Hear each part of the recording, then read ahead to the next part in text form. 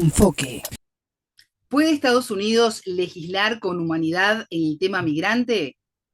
Mientras miles de personas cruzan las fronteras en busca de una vida mejor, se presentó en el Congreso una modificación a la Ley Dignidad, que divide al país, polariza a la sociedad y posiblemente el Congreso la guarde en un cajón. Bienvenidos, bienvenidas.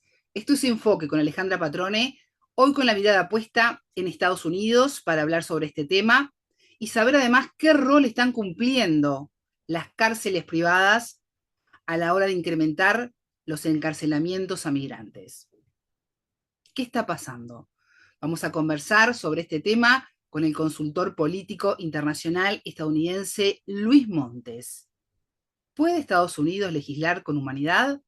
¿Ustedes qué piensan? Suscríbanse a Enfoque, dejen sus mensajes que los leo. Hacemos ahora el contacto con Nueva York, Estados Unidos. Allí se encuentra nuestro entrevistado. Enfoque. Geopolítica, investigación, relaciones internacionales. Enfoque. Una mirada profunda y decolonial a los hechos más importantes de nuestra historia. Luis, bienvenido a Enfoque, ¿cómo estás? Es un gusto recibirte. Hola Alejandra, mucho gusto estar contigo de nuevo.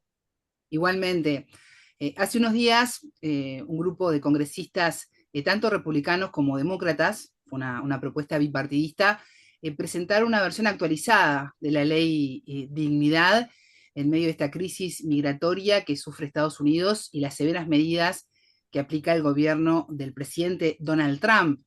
¿Qué alcance tiene esta iniciativa? Mira, hay que decirlo en varios niveles. Uno, me parece que es una propuesta bastante sensata, en el sentido de que tiene elementos tanto de la parte de ejecución de ley, ¿verdad? O enforcement, ¿verdad? Como es en inglés, y también tiene una cierta incentivo, ¿verdad? Para que la gente se convierta o regularice su situación migratoria. Lo que es cierto, y también hay que decirlo, es que este tipo de medidas está básicamente sin ninguna oportunidad de pasar en estos momentos. ¿Verdad? No creo que haya un apetito político, no hay un apetito por parte, las medidas bipartidistas son precisamente mal vistas dentro de la bancada republicana, quien es que controla la Casa de Representantes, y difícilmente el portavoz Johnson va a poner una medida de este tipo a votación, ¿verdad? Cuando esto mismo le puede generar una debacle a él en su liderazgo.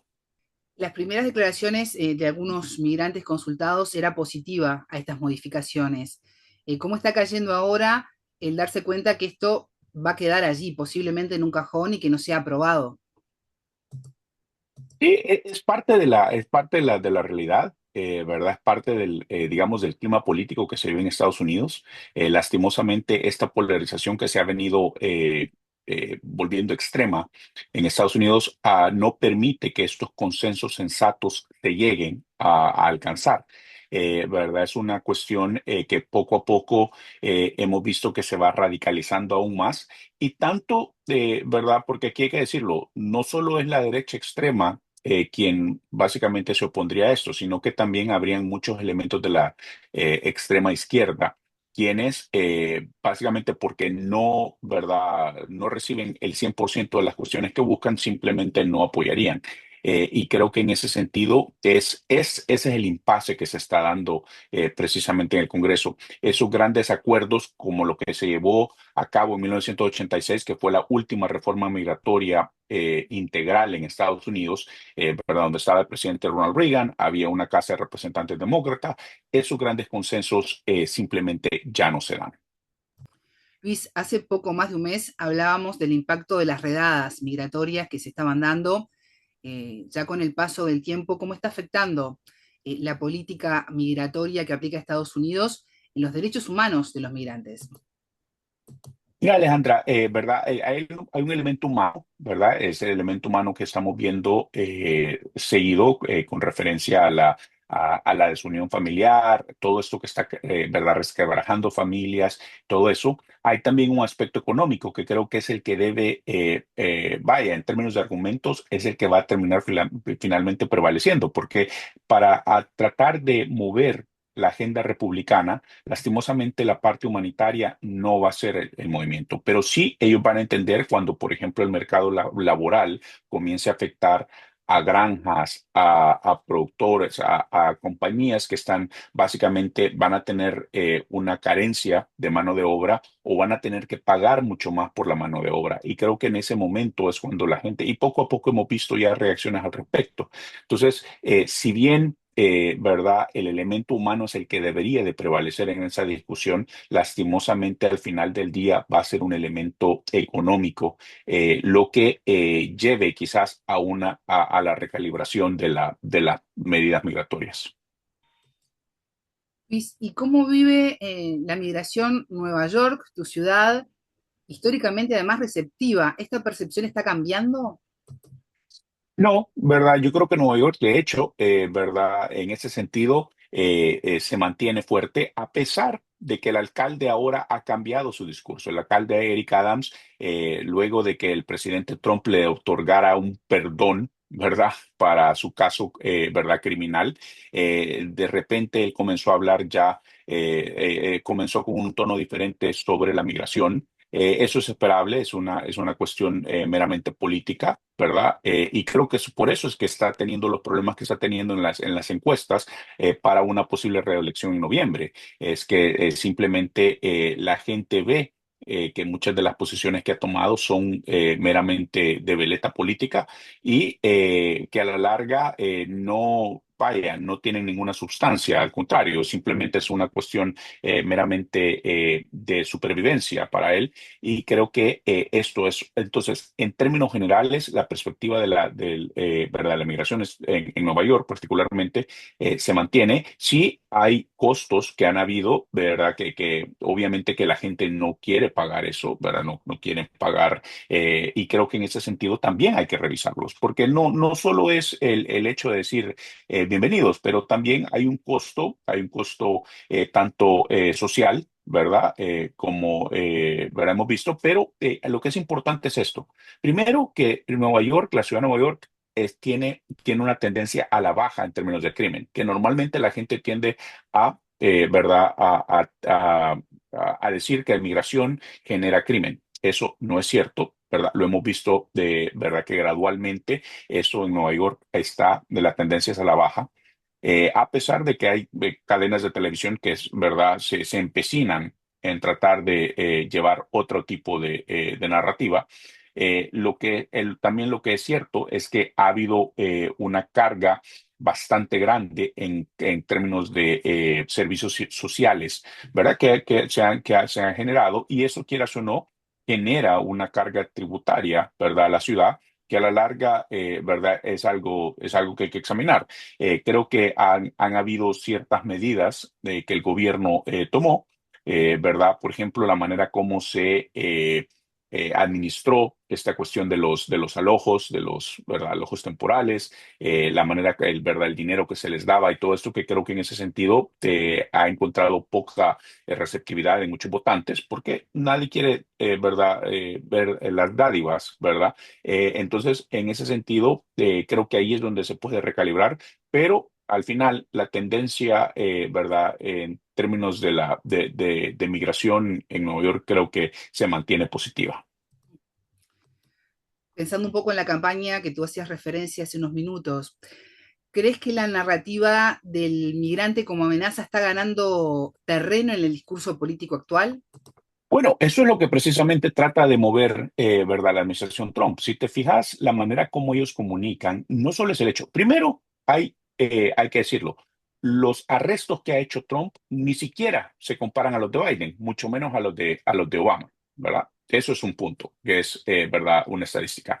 Dos, la manera como lo comunica, ellos no solo es el hecho de que van y y arrestan a una persona, sino que es el bochorno y es esta cuestión, la manera como,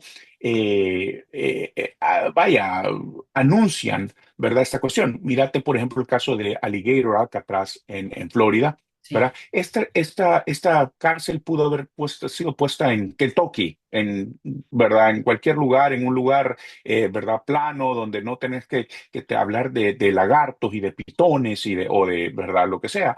Entonces, es esta manera sensacionalista de hablar, es esta manera, ¿verdad? De hacer de la comunidad inmigrante hispana chivos expiatorios. Entonces, creo que en ese sentido, esa es la diferencia. Si bien la ineptitud de la administración Trump se ha notado en todos lados, a pesar de que han dicho que van a arrestar a 3,000 personas al diario y todo eso, no tienen, ¿verdad? No tienen la capacidad.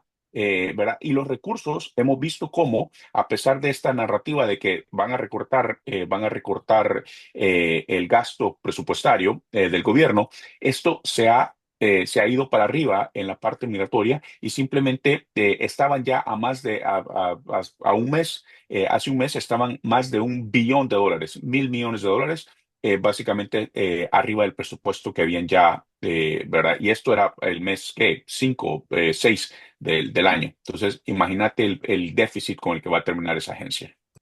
Luis, y desde tu experiencia y como conocedor de la sociedad estadounidense, ¿qué le dirías tú al migrante latino que vive en Estados Unidos con miedo, pero que no pierde la esperanza en el sueño americano? Es una cuestión meramente económica, mientras aquí en Estados Unidos, por ejemplo, en estados como Nueva York, puedas hacer, ¿verdad? Legalmente bueno, ¿verdad? Te paguen $17 la hora, $20 la hora, versus, digamos, cualquier país en Latinoamérica donde quizás al día, ¿verdad? No hagas eso. Entonces, eso siempre va a ser un atractivo. La gente se va a arriesgar.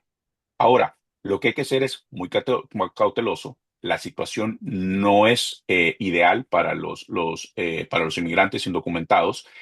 Hay que decirlo, el riesgo, ¿verdad?, que caiga en una redada o algo existe.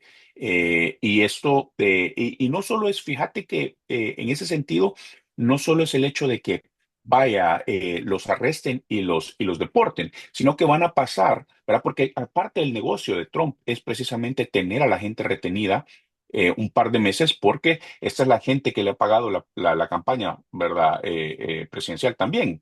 Los dueños de las prisiones privadas. Entonces, en ese sentido, hay un incentivo para Trump tener a esta gente retenida un par de meses, ¿verdad? Cobrarle al gobierno federal y luego ser deportados. Entonces, para nuestra gente, lastimosamente, pasar un par de meses innecesariamente ¿verdad? En una prisión, no es necesario. Y en ese sentido, sí, la gente tiene que repensarlo, ¿verdad? Esto. Lo que sucede es que yo te lo puedo decir aquí tranquilamente desde Nueva York, ¿verdad? Rodeado de un aire acondicionado. Cuando la gente tiene la necesidad en Latinoamérica y lo único que pueden ver es migrar, no importa qué tan lógico o racional sea mi argumento, la gente tiende a no considerarlo. Las cárceles privadas que recién mencionabas están teniendo un rol protagónico a la hora de decidir políticas migratorias en Estados Unidos. Eso siempre ha sido importante aquí en Estados Unidos, y parte de la cuestión, esta obsesión por encarcelar a gente, ¿verdad? Predominantemente hispanos y Sí. afroamericanos, es precisamente eso, porque ha sido un negocio. Acordémonos como, por ejemplo, ¿verdad? Vaya, gente como Giuliani y todos esos siempre han tenido negocios con este tipo ¿verdad? De industria. Creo que esto, ¿verdad? Hemos visto en Texas cómo se ha tratado de, ¿verdad?, propagar este tipo de negocios. Lo hemos visto en otros estados. Entonces, en ese sentido, ¿verdad? Lastimosamente, la prisión, coartar la libertad a alguien se convierte en un incentivo económico para otras personas, lo cual, ¿verdad?, tiende a cambiar leyes y todo esto para que la gente termine más fácilmente en una prisión. Luis Montes, consultor político internacional estadounidense, muchas gracias por estos minutos con Enfoque. Gracias, Alejandra. Siempre un gusto. Enfoque. Es momento de despedirme, consultarlos antes sobre si es posible que Estados Unidos legisle con humanidad. ¿Qué rol tienen las cárceles privadas en el incremento de migrantes encarcelados? ¿Ustedes qué piensan? Suscríbanse a Enfoque, dejen sus comentarios que los leo e integren esta comunidad que le interesa estar informados, analizar los temas, conocer qué sucede en el mundo y, ¿por qué no?, cuestionarlo.